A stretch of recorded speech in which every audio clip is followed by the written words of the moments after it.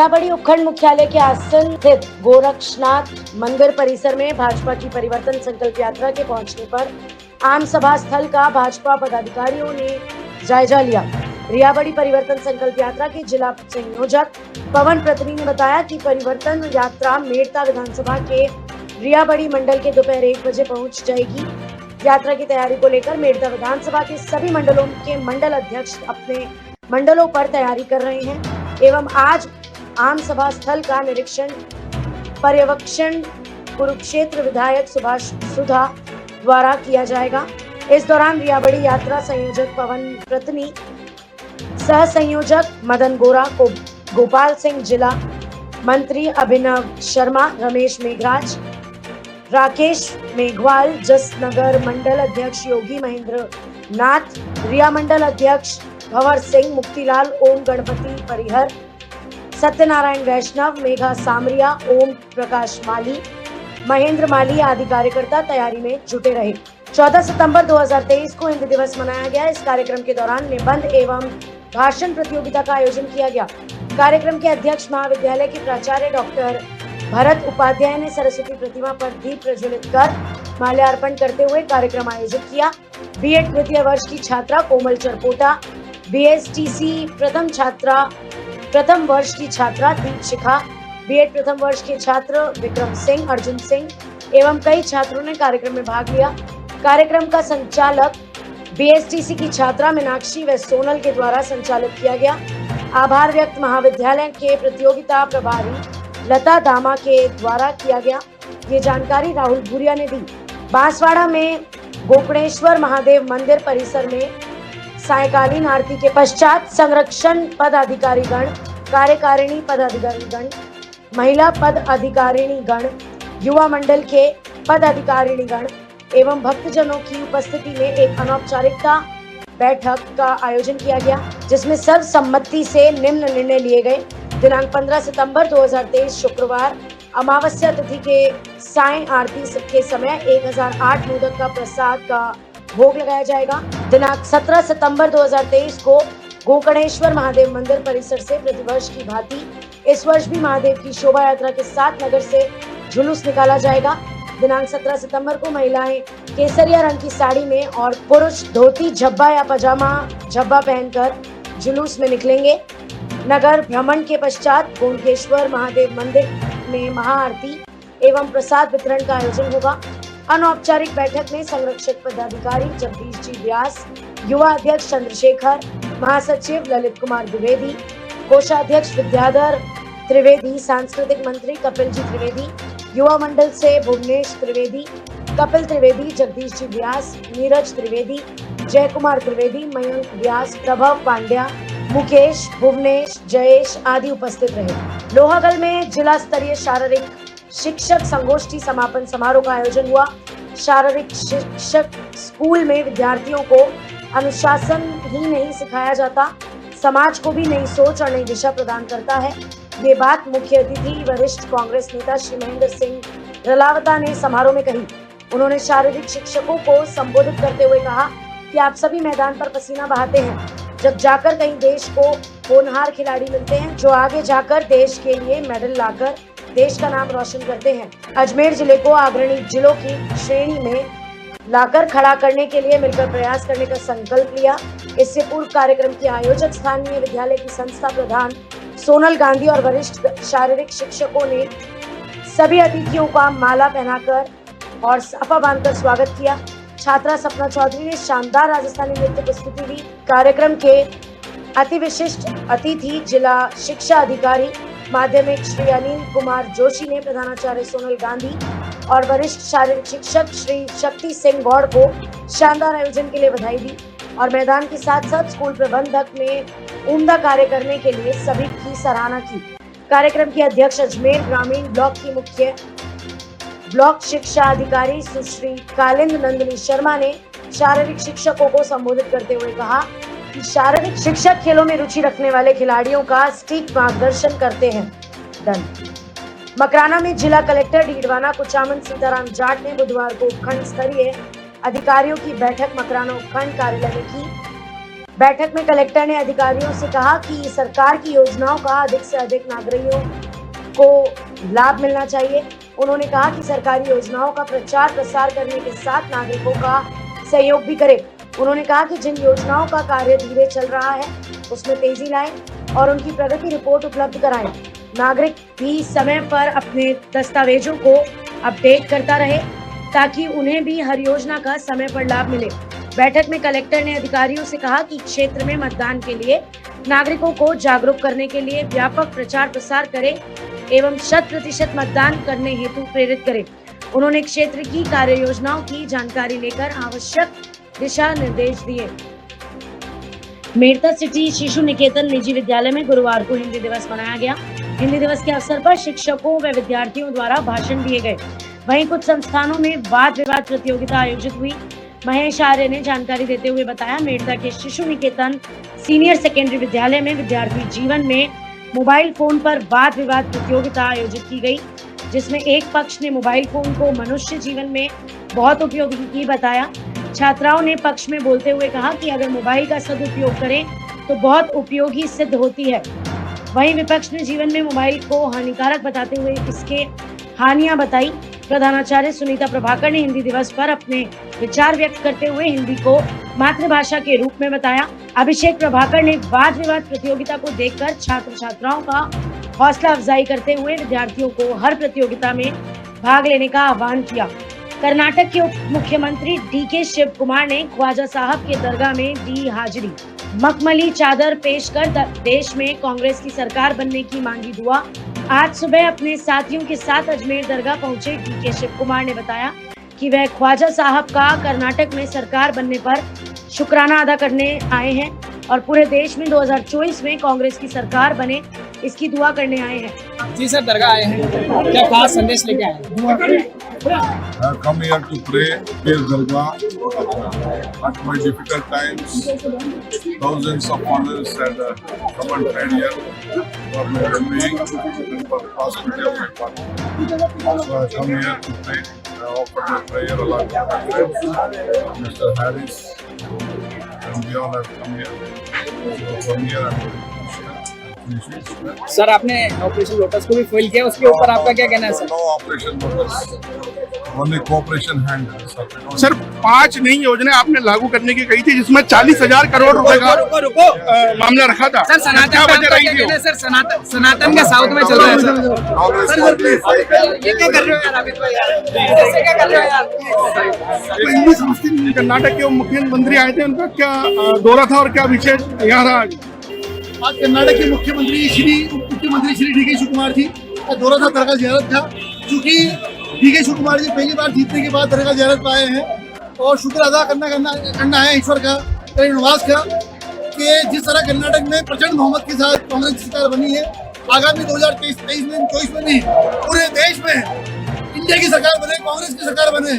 जिस तरह से कर्नाटक में लोगों ने झूठ को गलत साबित किया और सच का बोलबाला हुआ, कर्नाटक में प्रचंड बहुमत कांग्रेस को मिला, उसी की दुआ मांगने के लिए और शुक्रिया अदा करने के लिए आज डीके शिव कुमार जी यहाँ पर आए हैं और ईश्वर से, अल्लाह से, तेरी नवाज से दुआ की है।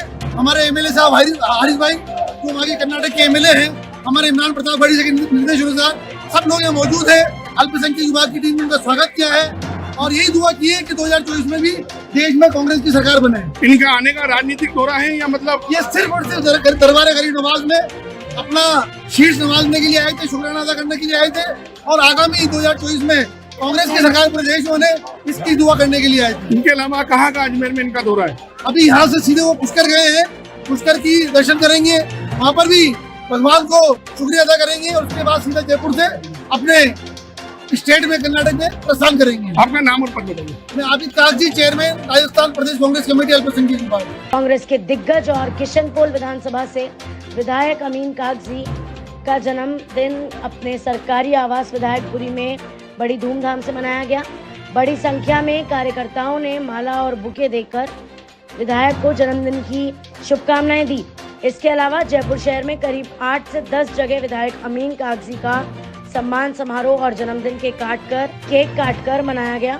शुभ 24 से बातचीत करते हुए कहा कि मेरा जन्मदिन मेरे कार्यकर्ता और मेरी पार्टी के लोगों में भारी उत्साह से है और इनका प्यार और आने वाला विधानसभा चुनाव हम माननीय मुख्यमंत्री अशोक गहलोत के सानिध्य में 155 सीट जीतकर फिर से सरकार बनाएंगे। विधानसभा चुनाव की कांग्रेस पार्टी की तैयारी जोर शोर से चल रही है।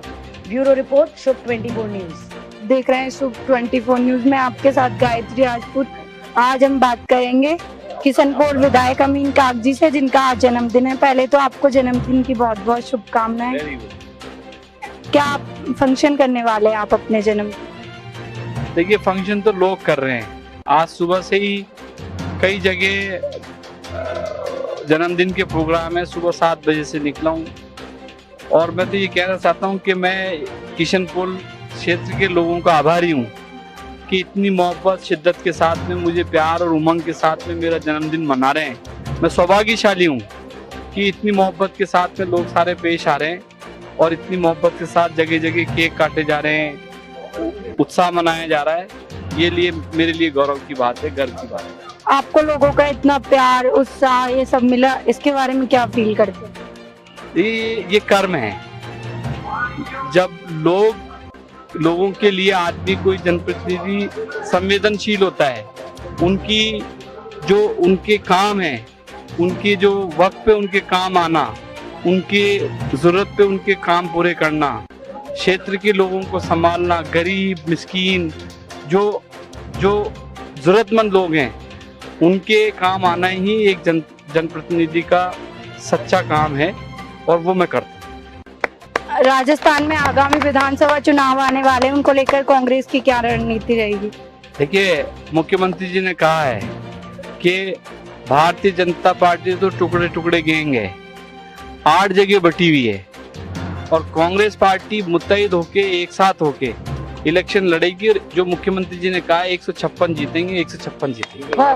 राजस्थान में पेट्रोलियम डीलर्स एसोसिएशन की 2 दिन की सांकेतिक हड़ताल के बाद भी सरकार ने हठधर्मिता बनाए रखी और कोई सकारात्मक रुख नहीं अपनाया, जिसको लेकर आरपीडीए ने राज्य भर में पेट्रोल और डीजल की बिक्री बंद करने का ऐलान कर दिया है। ये बंद अनिश्चित काल तक के लिए किया जा रहा है। इस दौरान प्रदेश भर 6712 पेट्रोल पंप बंद रहेंगे। इसी को देखते हुए आरपीडीए ने कहा, आंदोलन से जनता को होने वाली असुविधा के लिए हमें खेद है और हम आशा करते हैं कि इसे शांतिपूर्वक आंदोलन में जनता हमारे साथ देगी। वास्तविक रूप में देखा जाए तो असल मायने में यह लड़ाई आम जन की है, क्योंकि हमारे राज्य में पेट्रोल पर वैट अधिक होने के कारण पेट्रोल और डीजल के मूल्य अधिक हैं और मूल्यों की अधिकता के कारण दैनिक रूप से इस्तेमाल किए जाने वाली वस्तुओं की कीमत बढ़ रही है। खबर अजमेर से है, जहां भाजपा की परिवर्तन यात्रा की तैयारियों को लेकर मेरवाड़ा एस्टेट में बैठक आयोजित की गई, जिसे भाजपा नेता सतीश पूनिया ने संबोधित करते हुए गहलोत पर तंज कसा। कहा कि कांग्रेस सरकार से आमजन परेशान है। गहलोत सरकार के कार्यालय में भ्रष्टाचार चरम पर पहुंच गया है। बीजेपी राजस्थान में 4 दिशाओं से परिवर्तन यात्रा निकाल रही है। इस बैठक में वासुदेव देवनानी व दक्षिण विधायक अनीता बघेल सहित अनेकों भाजपा कार्यकर्ता मौजूद रहे। अपने आर्थिक रूप से संबल उसको मिलता है। उसी तर्ज पर प्रधानमंत्री मोदी जी ने प्रधानमंत्री किसान सम्मान निधि, जो देश नहीं दुनिया की किसानों के लिए डायरेक्ट बेनिफिट ट्रांसफर स्कीम, और इसमें लगभग 11 करोड़ किसानों को 2 लाख करोड़ से भी ज्यादा उनके खातों में सीधा ट्रांसफर हुआ है। जो छोटे किसान थे, मझोले किसान थे, उनको 6000 रुपए सालाना बीज के लिए, खाद के लिए और छोटी मोटी जरूरतों के लिए, जबकि वो साहूकार के चंगुल में फंसा। जो जनधन, उज्ज्वला, आयुष्मान, आवास, ये ऐसी योजनाएं हैं जिनके बारे में मैं बहुत विस्तार से आपके सामने समक्ष नहीं कहूंगा, लेकिन सामान्य तौर पर बैंक अकाउंट एक आदमी की जरूरत होती है। जब लोग सवाल खड़े करते हैं तो मैं पूछता हूं कि मोदी सरकार ने देश में 47 करोड़ खाते क्यों खोले? इसका मतलब एक देश के प्रधानमंत्री हुआ करते थे, उन्होंने कहा 1 रुपया भेजता हूं 15 पैसे पहुंचते हैं। आज उस जनधन के खाते में सीधा पैसा, चाहे उसकी मजदूरी का हो, छात्रवृत्ति का हो, किसी तरीके की उसको आर्थिक ताकत देने का काम हो, उसका पैसा जमा हो जाता है। ये कुछ फ्लैगशिप स्कीम्स थी। महिलाओं के बारे में सुकन्या समृद्धि योजना, बेटी बचाओ बेटी पढ़ाओ ने इस देश में सेक्स रेशियो तो बराबर किया ही, लेकिन आर्थिक रूप से तो महिलाओं को ताकतवर बनाने का काम। बहुत सारी बातें हैं, लेकिन हमने 23 अगस्त को भी एक दृश्य देखा होगा और आज भारत के अंतरिक्ष वैज्ञानिकों की ताकत के बीते पर भारत ऐसा देश हो गया कि जो विश्व में सबसे ज्यादा अंतरिक्ष यान लॉन्च करने वाला स्टेशन हो गया। दुनिया के तमाम देशों के लोग यहाँ उनकी लॉन्चिंग के लिए आते हैं और इसलिए 100 से ज्यादा छलांग लगाने वाला कोई दुनिया में देश है तो भारत है। और 23 अगस्त को देखा कि चंद्रयान सफलतापूर्वक वहां पर भारत के तिरंगे के साथ उतरा, तो लोगों में स्वाभिमान पैदा हुआ, लोगों को लगा कि हम तरक्की के रास्ते पर हैं। अभी G20 समिट हुई। आमतौर पर G20 के बारे में सामान्य व्यक्ति को जानकारी नहीं थी। दुनिया के किसी देश में उसकी कैपिटल में होता था और उसके बाद उसकी चर्चा खत्म हो जाती। आप कह रहे हैं गुटबाजी में मसले हुए, वो बीजेपी पे आरोप लगा रहे हैं कि उन्हीं में गुटबाजी है। देखिए, वो मेरे अच्छे मित्र हैं, लेकिन उनकी फिल्म का नाम है दिल है कि मानता नहीं। यदि गुटबाजी नहीं होती तो मुख्यमंत्री होते। कांग्रेस में गुटबाजी नहीं होती तो मुख्यमंत्री होते। कांग्रेस में नए नेताओं को अवसर देने की ताकत होती तो वो मुख्यमंत्री होते। इसलिए इस बात को तो खुद ही प्रूव कर रहे हैं। बजट परिवर्तन यात्रा निकाली जा रही है, अलग अलग स्थानों से निकलती है, कई दावेदार हैं इस परिवर्तन यात्रा में अपनी ताकत दिखा रहे हैं। तो परिवर्तन यात्रा केवल सरकार को कोसने या समस्याओं को लेने के लिए ही है या दावेदारों का चयन भी इस परिवर्तन यात्रा के दौरान किया जा रहा है? मतलब चयन कैसे हो इसको लेकर भी कोई फीडबैक लिया जा रहा है? हाँ, इसकी पार्टी के पास में, क्योंकि आज पार्टी इतनी विस्तृत होगी, जमीनी तौर पर भी सूचनाएं आ जाती हैं। केवल मैं ही दावा करूं कि मैं विद्वान हूं, मैं खूबसूरत हूं और मेरे अलावा देश का नेतृत्व कोई नहीं कर सकता, ये पार्टी से छुपा नहीं है। इसलिए बराबर फीडबैक की प्रक्रिया भी चलती है और पार्टी आगामी समय में भी कुछ न कुछ इस तरीके से जानकारी जुटाने का काम करेगी।